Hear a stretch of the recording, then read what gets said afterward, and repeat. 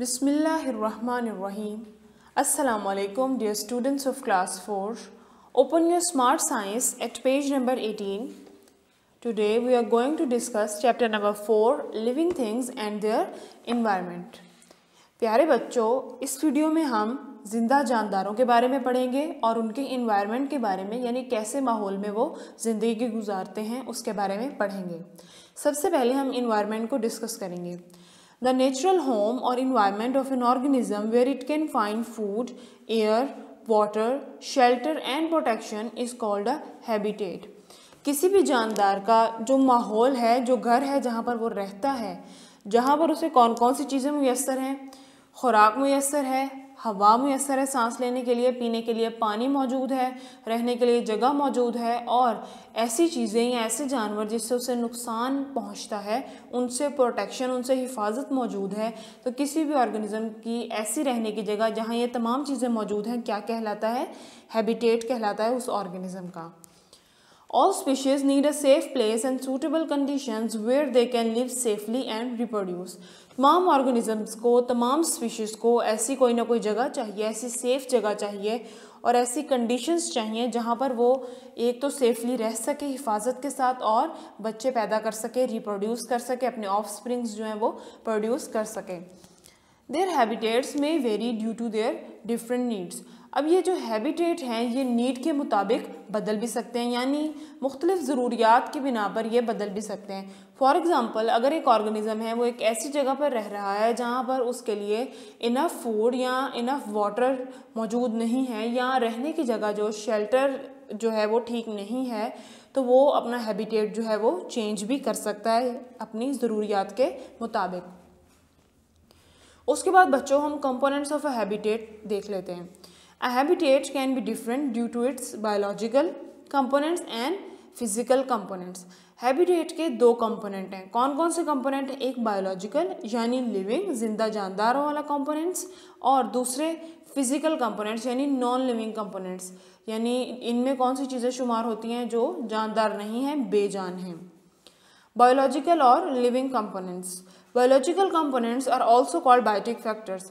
Biological components को दूसरा नाम कौन सा दिया जाता है? Biotic factors. ये आपने MCQ के लिए याद रखना है, यानी जिंदा जानदारों से जो हैबिटेट बनता है वो बायोलॉजिकल कंपोनेंट है किसी भी हैबिटेट का।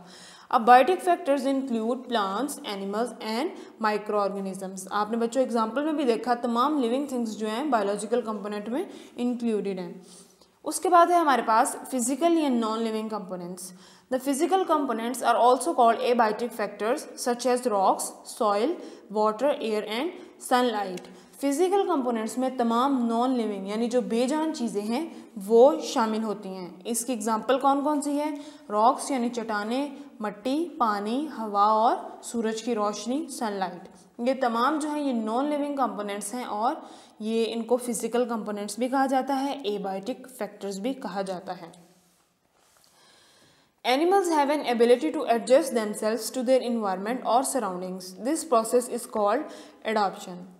एनिमल्स जो हैं उनके पास ऐसी एबिलिटी होती है कि वो जिस भी माहौल में, जिस भी इन्वायरमेंट में, जैसी भी सराउंडिंग में वो रहते हैं वो अपने आप को उधर के मुताबिक ढाल लेते हैं। इस प्रोसेस को क्या कहा जाता है? इस प्रोसेस को एडॉप्शन कहा जाता है। Their special features help them to survive in different environment. उनके अलग अलग फीचर्स, अलग अलग खसूसियात अल्लाह ताला ने उन्हें दी हैं जिसके मुताबिक वो अलग अलग इन्वायरमेंट्स में अपने आप को एडजस्ट कर लेते हैं। Animals can be divided into 5 major groups according to their habitats. Habitats के लिहाज से एनिमल्स को 5 डिफरेंट ग्रुप्स में तकसीम किया जाता है। कौन कौन से ग्रुप्स हैं वो? Terrestrial animals, aquatic animals, amphibians, arboreal animals and aerial animals. इन तमाम 5 कैटेगरीज को हम वन बाय वन स्टडी करते हैं। Now move to page number 19। Our first topic is terrestrial animals, यानी जो ज़मीन पर रहने वाले एनिमल्स हैं उनको डिस्कस करते हैं। Terrestrial animals live on land and adopt themselves accordingly.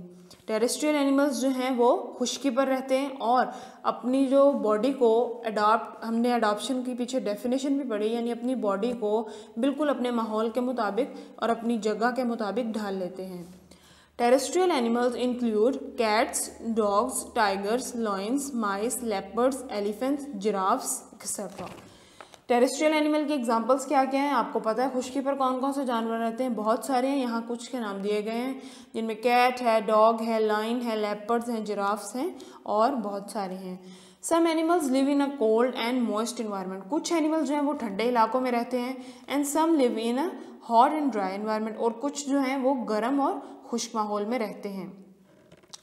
Animals that live in cold places like polar bears have thick fur on their bodies which keep them warm. जो एनिमल्स ठंडी जगहों पर रहते हैं उनकी बॉडीज़ के ऊपर अल्लाह ताला ने बहुत मोटे जो है थिक फर बनाई हुई होती है जो कि उनकी बॉडी को क्या रखती है? गर्म रखती है। यानी जगह ठंडी है लेकिन अल्लाह ताला ने उनको ऐसी खसूसियात दी हैं कि वो उस जगह के मुताबिक अपने आप को क्या कर लेते हैं? अडॉप्ट कर लेते हैं, अपने आप को उस जगह के मुताबिक बिल्कुल चेंज कर लेते हैं, उस जगह के मुताबिक ढाल लेते हैं। Similarly animals like camels live in hot places, और जो ऊँट है वो गर्म जगहों पर रहता है। आपको पता है ऊँट सहराओं में रहता है। This store water in their bodies to survive in extreme hot conditions.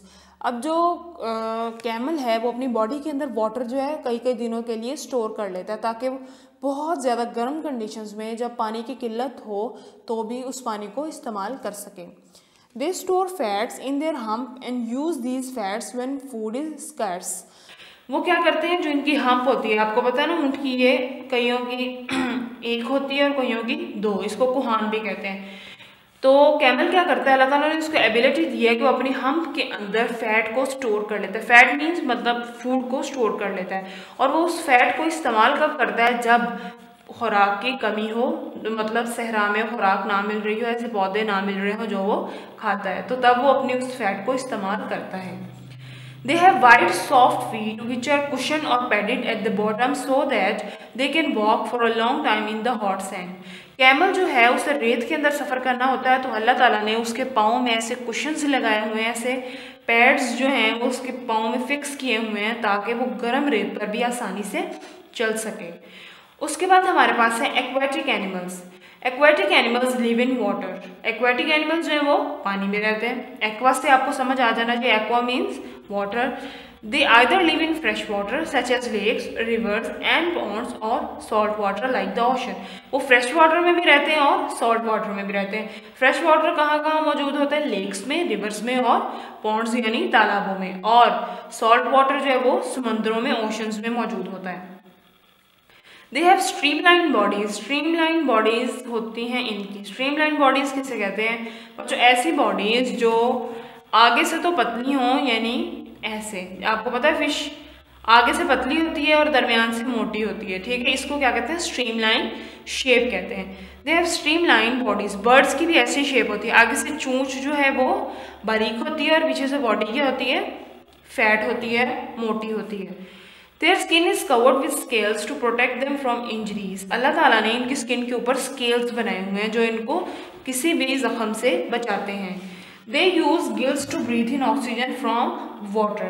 जैसे इंसान जो है सांस लेने के लिए लंग्स का इस्तेमाल करते हैं, इसी तरह अल्लाह ताला ने फिश के अंदर गिल्स बनाए हुए हैं। एक ऑर्गन्स हैं इन गिल्स भी, जो क्या करते हैं? उसे पानी के अंदर से ऑक्सीजन लेकर सांस लेने में मदद देते हैं। They use their fins for swimming. और फिन्स जो हैं वो तो बाहर भी नज़र आते हैं, जो फिश के आप कह लें साइडों पे आपने देखे होंगे पतले पतले बिल्कुल, वो क्या करते हैं? उसको पानी के अंदर तैरने में, स्विम करने में उसकी मदद करते हैं। Third category is amphibians. What are amphibians? Animals that live both on land and in water are called amphibians. पहले हमने टेरेस्ट्रियल पढ़े जो लैंड पर रहते हैं, एक्वेटिक जो वाटर पर रहते हैं, और अब पढ़ेंगे एम्फीबियंस जो लैंड पर भी रहते हैं और वाटर पर भी रहते हैं, दोनों पर। For example frogs and turtles. आपने देखा है ना, फ्रॉग्स और टर्टल पानी में भी रह सकते हैं और खुश्की पर भी रह सकते हैं। दे lay their eggs in water. वो अपने अंडे कहाँ देते हैं? पानी के अंदर। They have gills when they are young which help them to breathe in water. जब अभी वो छोटे होते हैं तो उनके अंदर क्या है? गिल्स मौजूद होते हैं ताकि वो पानी के अंदर क्या है? सांस ले सकें। Most amphibians like frogs have legs that help them walk and jump on land. Amphibians जो हैं, अक्सर एम्फीबियंस उनके पास टांगे भी होती हैं। आपने देखा होगा मेंढक के पास, कछुए के पास टांगे भी होती हैं, ठीक है, जो उनकी मदद करती हैं कि वो खुश्की पर चल सकें। Their webbed feet help them to swim in water. उनके फीट जो हैं वो वेब्ड हैं। वेब्ड का क्या मतलब है कि उनकी जो उंगलियां हैं, फिंगर्स हैं, वो एक दूसरे से अलग नहीं होती बल्कि एक दूसरे के साथ जुड़ी हुई होती हैं, वेब टाइप स्ट्रक्चर बना रही होती हैं, जो कि उनकी हेल्प करता है पानी के अंदर स्विम करने के लिए। फोर्थ कैटेगरी जो हमारे पास है वो है arboreal animals. Arboreal animals spend most of their lives in trees. Arboreal animals जो हैं वो अपनी ज़्यादातर ज़िंदगी जो है दरख्तों के अंदर गुजारते हैं। आपने देखा होगा दरख्तों के अंदर बड़े बड़े सुराख बने होते हैं, दरख्तों के जो स्टेम है, तना है उसके अंदर, तो बहुत सारे जो एनिमल्स हैं वो उस तने के अंदर रहते हैं, तो उनको हम क्या कहते हैं? Arboreal animals. They eat, sleep and play in the tree canopies. उन सुराखों को वो कैनोपी कह रहे हैं। वो क्या करते हैं? खाते भी वही हैं, सोते भी वही हैं, खेलते भी वही हैं, हर काम जो है वो अपना ट्रीज के ऊपर ही करते हैं। There are thousands of species that live in trees, including monkeys, koalas, and sloths. Many animals have special adaptations to help their arboreal lifestyles. They generally have long limbs and claws that help them to climb and grab trees. Arboreal animals की example में कौन कौन से animal आते हैं? Monkey आता है, koala आता है और स्लॉथ्स आते हैं। उसके अलावा इनको अल्लाह ताला ने कौन कौन से खुसूसियात दी हैं? इनके बड़े बड़े लंबे लंबे बाजू होते हैं जो क्या करते हैं? इनकी हेल्प करते हैं कि ये एक दरख्त से दूसरे दरख्त पर क्लाइंब कर सकें। और इनके जो पंजे हैं वो भी बड़े इस तरह के होते हैं कि ये ट्री को स्ट्रॉन्गली पकड़ सकें, एक ट्री से दूसरे ट्री पर छलांग लगाएं और उसे स्ट्रॉन्गली पकड़ सकें। उसके बाद हमारे पास नेक्स्ट कैटेगरी है एरियल एनिमल्स। एरियल हमें नाम से पता चल रहा है ऐसे एनिमल्स जो हवा में रहते हैं, यानी birds. Animals that spend the greater part of their lives in the air are called aerial animals such as birds and some insects. ऐसे एनिमल्स जो हवा में रहते हैं उन्हें हम क्या कहते हैं? एरियल एनिमल्स, जैसा कि बर्ड्स हैं और कुछ इंसेक्ट्स भी हैं जो उड़ते हैं। Most of them have 2 legs, 2 wings and feathers to help them fly. अक्सर के पास 2 ही टांगे होती हैं और 2 ही जो है उनके विंग्स हैं, पर हैं, और फीदर्स जो कि उनकी मदद करते हैं उड़ने में। Their bones are hollow and they also have streamline bodies to minimise air friction. उनकी बोन्स जो है अंदर से खाली होती हैं, बिल्कुल कुछ भी नहीं होता उनकी बोन्स के अंदर। इंसानों की बोन्स के अंदर बोन मैरो यानी जिसको हम गूदा बोलते हैं वो मौजूद होता है, लेकिन बर्ड्स की बोन्स के अंदर कुछ भी मौजूद नहीं होता, जो उनको क्या करता है? लाइट वेट बनाता है और उनकी मदद करता है इस तरह से कि वो हवा में उड़ सकें। और इनकी बॉडीज भी स्ट्रीमलाइंड होती हैं, यानी आगे से पतली और पीछे से मोटी होती हैं, जो क्या करती हैं? हेल्प करती हैं कि एयर फ्रिक्शन को कम कर सकें। एयर फ्रिक्शन किसे कहते हैं? कोई भी ऐसी फोर्स जो मूवमेंट को रेजिस्ट करे, मूवमेंट को रोके। तो इनकी स्ट्रीमलाइन बॉडी जो है वो हवा को चीरती हुई यानी स्मूथली उनका मूव करने में मदद देती है। उसके बाद हमने जो 5 कैटेगरीज पढ़ी हैं उनको एक टेबल के अंदर एक्सप्लेन किया गया है। एनिमल्स दिए गए हैं, उनका एनवायरनमेंट बताया गया है और कैरेक्टरिस्टिक्स दी गई हैं। मैं आपको 2 स्टडी करके बता देती हूँ, आपने बाकी जो है खुद से स्टडी करने हैं। हमने पहले स्टडी कर ली है पीछे। First animal is camel. Camel किस एनवायरनमेंट में रहता है? Found in desserts, live in hot, harsh and dry environment. आप सबको पता है कैमल्स कहाँ रहते हैं? कैमल्स जो है वो डेजर्ट्स में रहते हैं, बहुत गर्म एनवायरनमेंट होता है वहाँ का। खुसूसियात क्या क्या हैं कैमल्स के? Long eye lashes. आपको पता है कैमल की जो आई लैशेज है वो लंबी लंबी होती हैं। क्यों लंबी होती हैं? प्रोटेक्शन फ्रॉम सैंड, ताकि वो डेजर्ट में रहता है ना, तो डेजर्ट में जो रेत है वो बहुत ज़्यादा होती है और वो उड़ रही होती है, तो अल्लाह ताला ने उसे लंबी लंबी आई लैशेज दी हैं ताकि उसकी आंखों में रेत ना डल सके। वाइड फीट, उसके चौड़े चौड़े पैर होते हैं। क्यों? Help them walk in sand, जो कि उसकी मदद करते हैं रेत में, रेत के ऊपर मूव करने में। वो रेत जो है वो फिसलती है ना, इस वजह से उसके जो पाँव हैं वो वाइड होते हैं ताकि उसकी रेत के ऊपर जो ग्रिप है वो स्ट्रॉन्ग हो सके। हम क्या करती है? Stores fat and energy resource. जो हम्प है, जो कोहान होती है ऊँट के ऊपर, वो क्या करती है? वो फैट को स्टोर करती है, और जब खुराक की कमी होती है तो ऊँट उसी फैट को इस्तेमाल करता है और अपनी कमी को पूरा करता है। उसके बाद हमारे पास सेकंड एनिमल जो है वो है जिराफ। जिराफ किस तरह के एनवायरनमेंट में रहता है? Lives in wild lands, environment is harsh and cruel. ये जो है जंगलात में रहता है और वहाँ पर भी जो एनवायरनमेंट है वो सख्त होता है, मतलब गर्म होता है। इसकी क्या क्या खसूसियात हैं?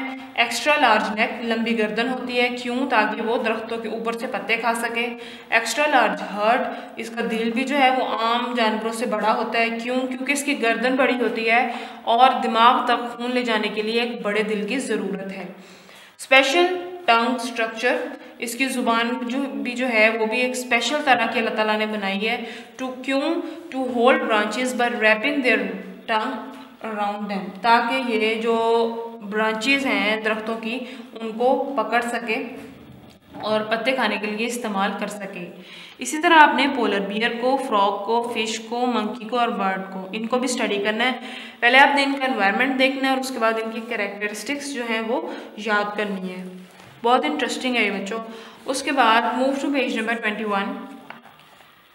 Living organisms are also classified into different groups according to their feeding habits. एक और कैटेगरी जिसकी बेस पर लिविंग ऑर्गेनिजम्स को क्लासिफाई किया गया है। पहले हमने हैबिटेट की बेस पर पढ़ा था, यानी टेरेस्ट्रियल एनिमल्स, एक्वाटिक एनिमल्स, वो 5 कैटेगरीज। अब हम पढ़ेंगे लिविंग ऑर्गेनिज्म की classification according to their feeding habits, यानी उनके खाने पीने की बुनियाद पर। There are 3 main groups, producers, consumers and decomposers. 3 main group हैं, प्रोड्यूसर है, कंज्यूमर है और डिकम्पोजर है। सबसे पहले हम प्रोड्यूसर को स्टडी करते हैं। Green plants are called producers. Green plants जो है उनको क्या कहा जाता है? प्रोड्यूसर्स कहा जाता है। प्रोड्यूसर्स क्यों कहा जाता है? Producers are organisms that make their own food by process called photosynthesis. Producers यानी वो खुद से अपनी खुराक प्रोड्यूस करते हैं। प्रोड्यूसर्स उन ऑर्गेनिजम्स को कहते हैं जो अपनी खुराक जो है वो खुद प्रोड्यूस करते हैं। और किस प्रोसेस के ज़रिए से प्रोड्यूस करते हैं? फोटोसिंथेसिस के ज़रिए से प्रोड्यूस करते हैं। कैसे? They capture energy from sunlight, water from soil and carbon dioxide from air to produce their own food. आप देखें बच्चों, ये है फोटोसिंथेसिस का रिएक्शन। ये आपने अच्छे से याद करना है, आपको एक एक चीज़ की पता होनी चाहिए। ये पेपर में फिल इन द ब्लैंक के तौर पे भी आ सकता है, MCQ टाइप, और शॉर्ट क्वेश्चन के तौर पर भी आ सकता है। आपने देखा सबसे पहले वाटर उसने कहाँ से लिया? किसी भी पौधे ने, प्रोड्यूसर ने मिट्टी से। कार्बन डाइऑक्साइड उसने हवा से ली। सनलाइट उसने सूरज से ली। ये रिएक्शन हुआ और क्या प्रोड्यूस हुआ? ग्लूकोज प्रोड्यूस हुआ। ग्लूकोज क्या है? प्लांट की फूड है, यानी प्लांट ने फोटोसिंथेसिस के जरिए से अपनी खुराक खुद तैयार कर ली और साथ ही ऑक्सीजन गैस भी प्रोड्यूस हुई। उसकी प्लांट को ज़रूरत नहीं है लेकिन वो रिलीज़ कर देता है, फिर इंसान उसे इस्तेमाल करते हैं। Green pigment in plants help to trap the sunlight. अल्लाह ताला ने पौधों के अंदर नेचुरली ग्रीन पिगमेंट रखा हुआ है। ग्रीन पिगमेंट क्या करता है? सनलाइट को कैच करने में मदद देता है। उसके बाद हमारे पास एक और कैटेगरी है, consumers. A consumer is an organism that can not make its own food. Consumer जो है अपनी खुराक खुद प्रोड्यूस नहीं करता। इट मस्ट ईट प्रोड्यूसर्स और अदर ऑर्गेनिजम्स फॉर एनर्जी। वो क्या करता है? वो या तो प्रोड्यूसर्स को ही खा जाता है या प्रोड्यूसर्स पर डिपेंड करता है अपनी खुराक के लिए, यानी जो खुराक वो बनाते हैं वही उनसे लेकर इस्तेमाल करता है। All animals and humans are consumers. तमाम जानवर और इंसान क्या है? कंज्यूमर। हम जो है अपनी खुराक को तैयार नहीं करते, हम पौधों से अपनी खुराक लेते हैं। इसी तरह से जानवर भी। Types of consumers. अब कंज्यूमर की कौन कौन सी टाइप्स हैं? There are the main types of consumers: herbivores, carnivores, omnivores, scavengers and decomposers. Herbivores को क्या कहा जाता है? Primary consumers. कार्निवर्स को सेकेंडरी कंज्यूमर्स एंड ओमनिवर्स को टर्शियरी कंज्यूमर्स। आज हम सिर्फ और सिर्फ प्राइमरी कंज्यूमर्स यानी हर्बीवर्स के बारे में स्टडी करेंगे। हर्बीवर्स और primary consumers. Primary consumers are animals that mainly eat plants. Primary consumers उन एनिमल्स को कहते हैं जो सिर्फ और सिर्फ प्लांट्स यानी पौधों को ही खाते हैं।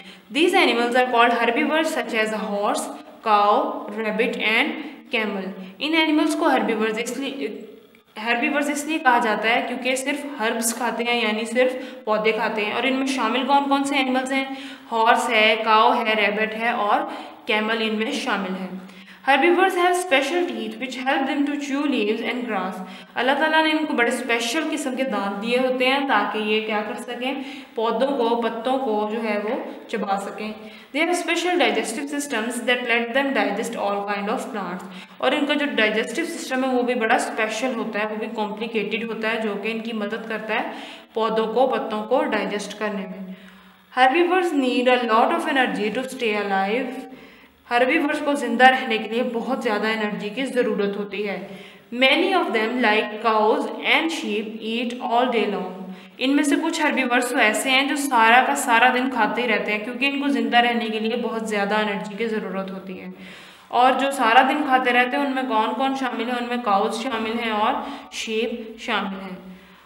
ओके प्यारे बच्चों, आज हमने चैप्टर नंबर 4 जो है उसकी फर्स्ट 4 पेजेस जो है रीड किए, डिस्कस किए। आपने इस वीडियो को अच्छे से सुनना है, इंपॉर्टेंट पॉइंट्स अपने क्लियर करने हैं। आपको हर कॉन्सेप्ट जो है वो पता होना चाहिए। अपना बहुत सारा ख्याल रखिए। अल्लाह हाफिज़।